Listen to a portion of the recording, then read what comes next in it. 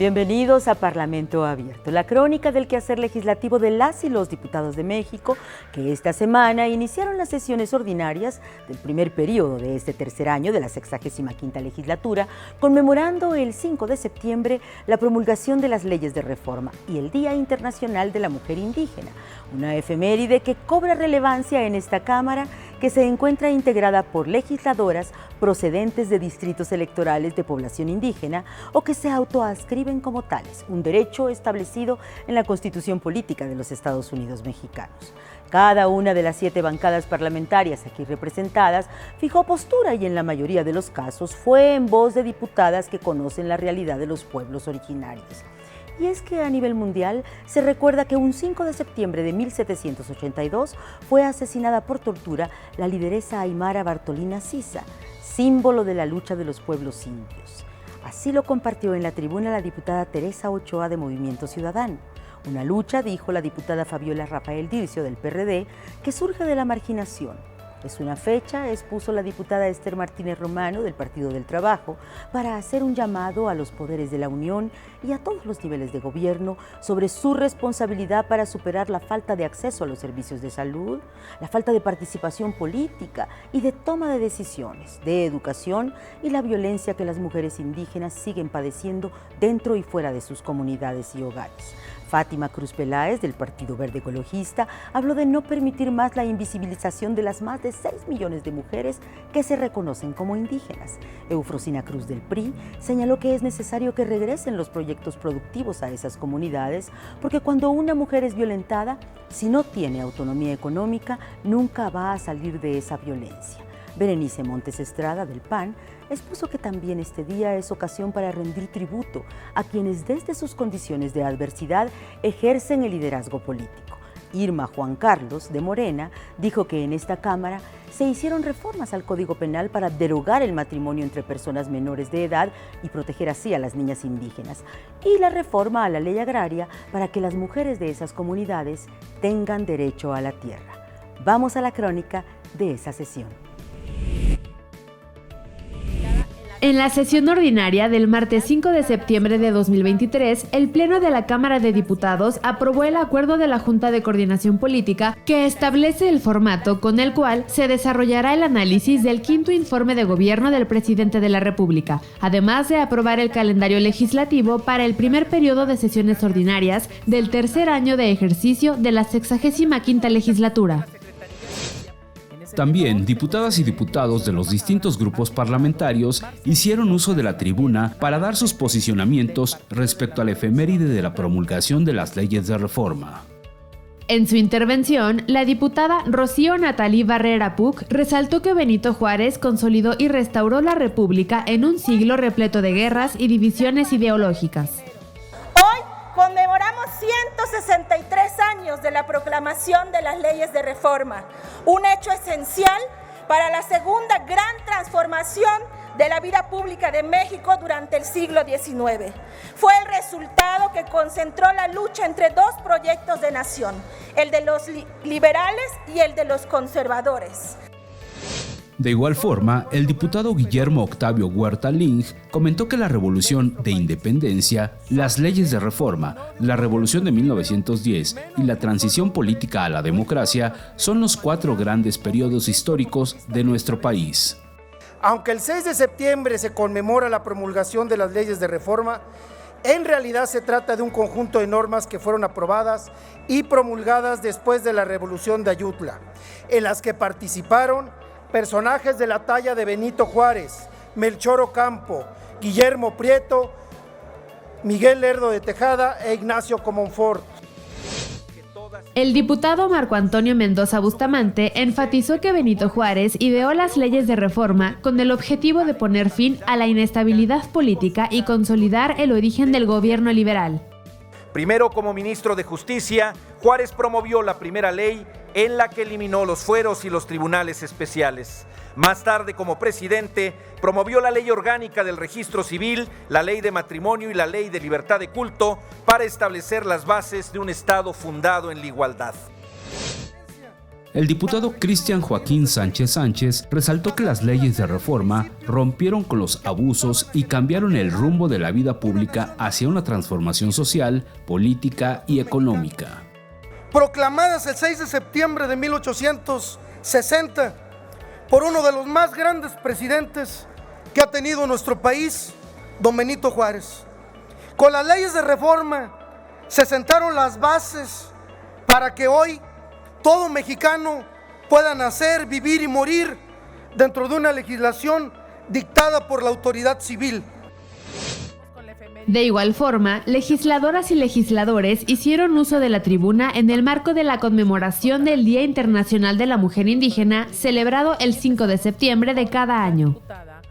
La diputada Esther Martínez Romano hizo un llamado a los poderes de la Unión y a los 3 niveles de gobierno para revisar la agenda pendiente a fin de garantizar el pleno ejercicio de los derechos de los indígenas. La conmemoración del Día Internacional de la Mujer Indígena debe llamarnos a reconocer y valorar la importancia histórica que las mujeres han tenido en la lucha permanente de los pueblos originarios por su reconocimiento y adelanto social, sin dejar de mencionar que han sido y son las garantes en el cuidado de nuestras tradiciones, cultura, cosmogonía y medio ambiente de nuestras comunidades y pueblos originarios.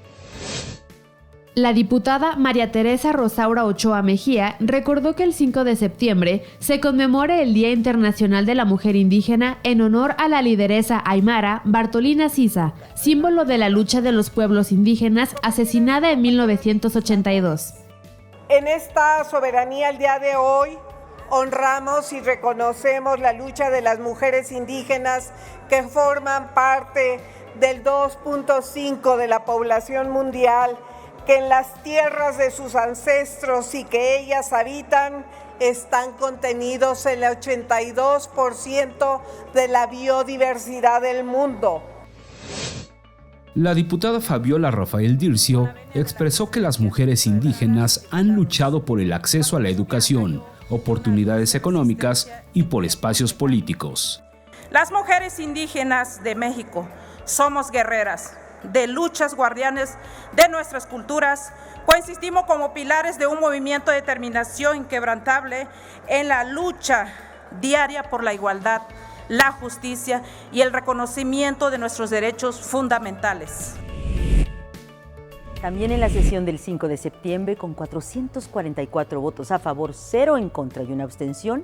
la Cámara de Diputados alcanzó la mayoría calificada para reformar el primer párrafo del artículo 65 de la Constitución, a fin de superar la coexistencia de 2 legislaturas el próximo agosto de 2024. El dictamen enviado a los senadores, donde se espera que también se apruebe sin tropiezos, ya que la iniciativa ahí presentada para evitar la sobreposición fue incluida en la propuesta que este martes se concretó en San Lázaro, es una reforma que corrige la omisión que dejaron los legisladores que en 2014 hicieron la última reforma política electoral, que convirtió al Instituto Federal Electoral en INE y cambió la fecha de inicio de la gestión gubernamental a partir del próximo año para el 1 de octubre y ya no el 1 de diciembre. Esa modificación de hace 9 años recorrió el inicio de la legislatura un mes atrás, pero como los diputados y senadores ahora en funciones fueron electos para concluir el 30 de agosto del próximo año, de no ajustarse este artículo, habría un mes en que tendríamos 1,000 diputados y 256 senadores.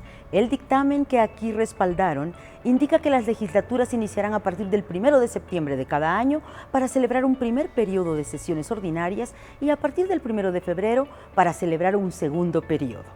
La duración en el cargo de las y los diputados federales electos para la 65ª legislatura, es decir, la que actualmente está en funciones, se computará a partir del 1 de septiembre de 2021 y hasta el 31 de agosto de 2024. Las y los diputados federales electos para la 66ª legislatura, el próximo 2 de junio, durarán 36 meses, contabilizados a partir del 1 de septiembre del próximo año hasta el 31 de agosto de 2027. Vamos a la crónica de ese debate y de esa aprobación. En sesión vespertina del 5 de septiembre de 2023, la Cámara de Diputados aprobó con mayoría calificada de 444 votos a favor, 0 en contra y 1 abstención, el dictamen en materia de periodos de sesiones ordinarias del Congreso de la Unión. El presidente de la Comisión de Puntos Constitucionales, diputado Juan Ramiro Robledo Ruiz, aclaró que no es una reforma electoral y no altera ningún proceso donde compitan partidos para la elección de funcionarios. Es una reforma constitucional que propone que una parte, la primera del artículo 65 de la Constitución, la que establece cuándo inicia sus trabajos el Congreso, quede como estaba antes del año 14.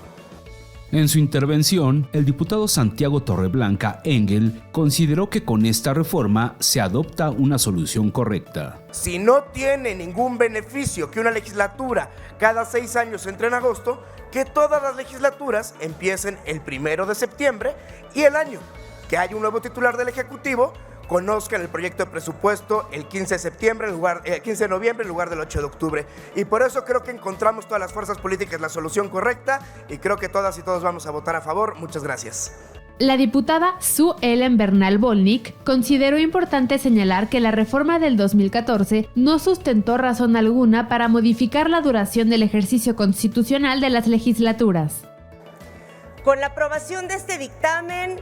damos certeza jurídica al Poder Legislativo,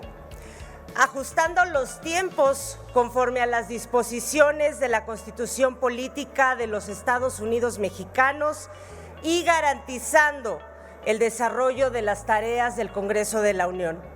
Por su parte, el diputado Armando Antonio Gómez Betancourt precisó que la actual redacción del artículo 65 implica la posibilidad de que 2 legislaturas coexistan de manera simultánea. Uno de los acuerdos alcanzados por la reforma política del año 2014 fue el relativo al cambio de fecha señalada tanto para la toma de protesta del presidente de la República como para el comienzo del primer periodo de sesiones ordinarias del Congreso de la Unión, la cual sería diferente el año en el que el Ejecutivo Federal comenzara su mandato. La diputada Mari Carmen Bernal Martínez recalcó que no puede haber ninguna legislatura de 35 o 37 meses porque no se estaría atendiendo al mandato popular. Lo que el día de hoy hacemos es solamente dar voz al mandato popular. Recuerden que en cada proceso electoral las y los ciudadanos nos brindan su confianza para que los representemos en los diferentes cargos de elección popular y en este caso para que las y los representemos por 3 años, que es lo mismo a 36 meses. La diputada Julieta Mejía Ibáñez enfatizó que las legisladoras y legisladores no pueden permitir que un Congreso saliente y uno entrante operen al mismo tiempo. Hablamos de 1,000 diputadas y diputados y 256 senadoras y senadoras durante un mes. Por ello, la propuesta de este dictamen es disponer que en todos los años el primer periodo de sesiones del año legislativo comience el 1 de septiembre. El diputado Miguel Ángel Torres Rosales consideró pertinente la propuesta de reforma y se posicionó a favor de las iniciativas que transparenten la democracia. La reforma de 2014 en el artículo 65 específicamente tiene varios fallos de origen que deben ser atendidos a la brevedad. El primero de ellos es que permitiría que coexistieran 2 legislaturas trabajando a la par, una en comisión permanente y otra iniciando periodo de sesiones, y esto pasaría cada 6 años. En la sesión ordinaria del miércoles 6 de septiembre se aprobaron dictámenes de consenso en diversos temas que todas las bancadas parlamentarias comparten y en los que las diferencias políticas y partidistas pasan a un segundo plano.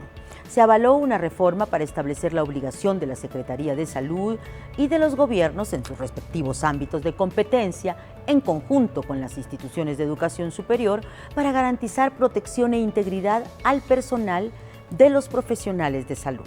Y se modificó el artículo 73 de la Ley General de los Derechos de Niñas, Niños y Adolescentes para que al emitir una sentencia los juzgadores les compartan un formato de lectura fácil, es decir, que contemple el desarrollo evolutivo, cognitivo y la madurez de la niña, niño o adolescente, y por lo tanto se utilice un lenguaje simple, cotidiano, evitando conceptos abstractos. y, si es posible, apoyarse en fotografías, gráficos o símbolos. En esa sesión, además, la presidenta del Palacio Legislativo de San Lázaro, diputada Marcela Guerra Castillo, compartió un mensaje por el natalicio de doña Josefa Ortiz de Domínguez. Es una atribución de quienes encabezan la mesa directiva de esta Cámara marcar en la agenda legislativa aquellos momentos cuya dimensión histórica cobran significado para los integrantes de esta Asamblea. Señaló la diputada Guerra Castillo que detrás del nombre de Josefa Ortiz de Domínguez, conocida como la corregidora de Querétaro, existe una vida inusual para su tiempo, cuyas virtudes han hecho que su ejemplo trascienda más de 2 siglos y se aloje en el panteón de la patria. Remarcó que a causa de su participación en la gestión del movimiento de independencia, Ortiz de Domínguez fue perseguida y encarcelada, y a sus perseguidores no les importó su embarazo para imponerle el encierro, el cual solo terminó cuando dio luz a su hijo. Fue una mujer que rechazó la invitación de Agustín de Iturbide para que se convirtiera en dama de compañía de su esposa. La recordamos, dijo la presidenta de esta Cámara, como sinónimo de valentía, inteligencia, nobleza y entrega a las mejores causas de la nación mexicana. Vamos a la crónica de esa sesión. En la sesión ordinaria del miércoles 6 de septiembre, las diputadas y diputados aprobaron diversos dictámenes de la Comisión de Salud, Comisión de Transparencia y Anticorrupción, Comisión de Seguridad Social, Comisión de Derechos de la Niñez y Adolescencia, Comisión de Cultura y Cinematografía, Comisión de Pesca y la Comisión de Atención a Grupos Vulnerables. Con 382 votos a favor, se aprobó la reforma al artículo 88 de la Ley General de Salud para que los programas de carácter social destinados a las y los profesionales de la salud garanticen su protección, seguridad e integridad. Con esta propuesta, que se apoyó por la mayoría de la Comisión de Salud, se reafirma el compromiso de nuestro país con los derechos humanos y también el cumplimiento de los ordenamientos jurídicos del país y los de carácter internacional que al respecto existen para permitir el mayor alcance de la protección de las personas. Se aprobó con 415 votos la reforma al segundo párrafo del artículo 117 de la Ley General de Responsabilidades Administrativas, a fin de tutelar el derecho a la debida defensa y representación. A nivel mundial se reconoce la existencia del derecho a la debida defensa, mejor conocido como el derecho de audiencia y el debido proceso legal. La propia Comisión Nacional de los Derechos Humanos lo entiende como el derecho que tiene toda persona para ejercer su defensa y ser oída, con las debidas oportunidades y dentro de un plazo razonable por la autoridad competente. Fue aprobado con 418 votos a favor, 1 en contra y 0 abstenciones el dictamen que reforma el cuarto párrafo del artículo 60 de la Ley del Instituto de Seguridad y Servicios Sociales de los Trabajadores del Estado en materia de riesgos de trabajo e invalidez. También quiero aprovechar para reconocer a todas las trabajadoras y trabajadores del ISSSTE, aquellos médicos, aquellas enfermeras, a todo el personal administrativo que día con día están ahí en su trinchera trabajando para poder atender a todos los trabajadores al servicio del Estado. Con 419 votos se avaló el dictamen que reforma y adiciona al artículo 73 de la Ley General de los Derechos de Niñas, Niños y Adolescentes en materia de sentencias accesibles. Se estipula que al emitir una sentencia en formato de lectura fácil, el juzgador deberá tener en cuenta diversos aspectos cruciales como el desarrollo evolutivo, cognitivo y la madurez de la niña, niño o adolescente. Utilizar un lenguaje simple, directo y cotidiano. Con 422 votos fue aprobado el dictamen que reforma el artículo 12 de la Ley General de Cultura y Derechos Culturales para garantizar el acceso universal a la cultura en las diversas lenguas nacionales reconocidas. Esta iniciativa pues dignifica a nuestros pueblos originarios y pone a la vanguardia nuestras leyes para seguir garantizando sus derechos y que el ser integrante, perteneciente a un pueblo originario, sea motivo de orgullo y nunca más de discriminación. Se avaló con 424 votos el dictamen que reforma el artículo 83 de la Ley General de Pesca y Acuacultura Sustentables. Su objetivo es que la Carta Nacional Acuícola se publique en el Diario Oficial de la Federación cada 2 años. La Carta Nacional Acuícola es el instrumento cartográfico y escrito de los indicadores de la actividad, de las especies destinadas a la acuacultura, del desarrollo de la biotecnología y de las zonas por su vocación de cultivo. Su importancia radica en ser un instrumento de carácter informativo para los sectores productivos y consultivos.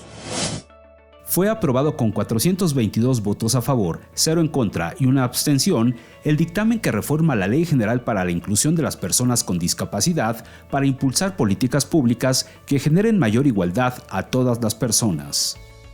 Por eso se propone que la Secretaría de Cultura promueva adecuaciones arquitectónicas y tecnológicas que sean necesarias para el acceso de las personas con discapacidad a los recintos donde se lleven a cabo actividades culturales. A partir de este viernes 8 de septiembre, la Cámara de Diputados tiene la tarea de revisar, modificar y aprobar el paquete económico que ese día recibió de la Secretaría de Hacienda y Crédito Público. Se trata de un paquete porque incluye criterios generales de política económica, iniciativa de ley de ingresos de la Federación y el proyecto de presupuesto de egresos para 2024. La presidenta de la mesa directiva, diputada Marcela Guerra Castillo, destacó que es con este acto que se inicia uno de los procesos democráticos más importantes para el país, con el que se define la previsión de ingresos públicos y la asignación del gasto gubernamental, y por lo tanto se marca el rumbo económico. Es de relevancia, definió la presidenta de las y los diputados, contar con canales de comunicación y permanentes con el Poder Ejecutivo que permitan construir de manera democrática y plural un paquete económico incluyente, el último de la presente administración. El presidente de la Junta de Coordinación Política, diputado Jorge Romero Herrera, jefe de la bancada de Acción Nacional, dijo que el instrumento más importante de las políticas públicas es el presupuesto de la Federación, porque es el reflejo de las ideas y de la auténtica manera de aterrizar las promesas. Y definió que la labor de las y los legisladores es encontrar por encima de las diferencias coincidencias que brinden un buen producto económico. El secretario de Hacienda y Crédito Público, Rogelio Ramírez de la O, definió que este paquete busca dar continuidad a las acciones del gobierno, con énfasis en la consolidación de un estado de bienestar. Habló de previsiones realistas sobre el comportamiento de la actividad económica y las principales variables fiscales y financieras. El presupuesto del gasto para 2024 es de 9.022.000 millones de pesos. Privilegia los programas sociales, destinándole 741.000 millones de pesos, y a sus proyectos de obras prioritarias 222.667 pesos. Vamos a la reseña de esa entrega. En materia social, el Gobierno de México llevó a cabo una profunda reestructuración del gasto, eliminando mucho gasto suntuario, corrupción e intermediarios de gasto social. Esto ha permitido un despliegue de recursos sin precedente para ampliar la cobertura de becas, pensiones y otros programas sociales, con especial énfasis en los hogares que más lo necesitan. Con ello se ha logrado revertir el abandono de los grupos en situación de pobreza y marginación, así como los profundos niveles de desigualdad entre sectores de la población, particularmente los jóvenes, los adultos mayores y los trabajadores, así como entre regiones, en especial en el sur-sureste del país. Por su parte, el presidente de la Junta de Coordinación Política, Jorge Romero Herrera, mencionó que no hay un instrumento de política pública más impactante que el presupuesto de egresos de la Federación, porque es la manera más auténtica de aterrizar las ideas y las promesas que hace un gobierno. Y nosotros hacemos votos porque este nuevo paquete, tanto de ley de ingresos como de presupuesto de egresos, acaben atendiendo a la gente, que es la que pone el dinero. que regrese a esa gente para su bienestar. Yo quiero decirles que para nosotros es muy importante decir que se acaban las especulaciones. Es decir, a partir de hoy, a partir de este evento, pasamos de la especulación de cómo vendría este paquete económico al análisis que cada uno de los grupos parlamentarios habremos de hacer para que cualquiera que sea la opinión que tengamos al respecto sea una opinión fundada, leída, estudiada, y para que evidentemente cada grupo parlamentario dé su propia posición y su propia opinión respecto a si es un producto como debe de serlo. En tanto, la presidenta de la Cámara de Diputados, Marcela Guerra Castillo, mencionó que con la recepción de la Ley de Ingresos y el Presupuesto de Egresos de la Federación 2024, se da inicio a uno de los procesos más importantes para la nación, como lo es la previsión de asignación del gasto gubernamental. Tenemos la responsabilidad de construir un presupuesto que fortalezca las instituciones del Estado mexicano en el marco de la división de poderes, pero también la de impulsar el federalismo y el gasto federalizado para que las entidades federativas y los municipios cuenten con los recursos para hacer frente a sus obligaciones y a las que los legisladoras y legisladores, como representantes populares que somos, respondamos a las demandas de los habitantes de nuestros 300 distritos. El paquete económico es sin duda alguna el instrumento financiero más importante del país, que refleja la visión de un proyecto de nación y cuyo impacto tiene consecuencias a largo plazo, y de ahí las decisiones que se tomarán en esta discusión del presupuesto son de gran relevancia, ya que tendrán repercusiones para todas las familias mexicanas, sobre todo también para nuestras comunidades y nuestras regiones de todo el país. Hasta aquí nuestra emisión semanal de Parlamento Abierto, el espacio donde compartimos la crónica del quehacer legislativo de las y los diputados de México. Agradecemos su acompañamiento y los esperamos en la próxima emisión.